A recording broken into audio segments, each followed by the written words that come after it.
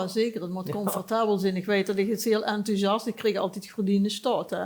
Dat waren topkwaliteitsstoffen. En dan maakte ik me geen harenbox van. Met van 2 meter lang zo'n ding een middel. Hè.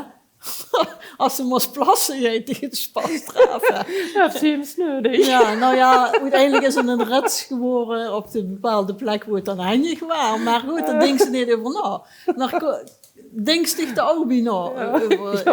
Dat werd helemaal van veel te achter werd het doorgesproken. Ik zie eigenlijk nog altijd veel. Ja, slijpend. Maar dat is hilarisch. We proberen eigenlijk wel zo het voor zongerhulp naar de wc kunnen. En aldoende komen voor dingen tegen. Want de kind zit niet 100% van tevoren hoe denken. Wil je het volledige item bekijken? Ga dan naar een van onze kanalen.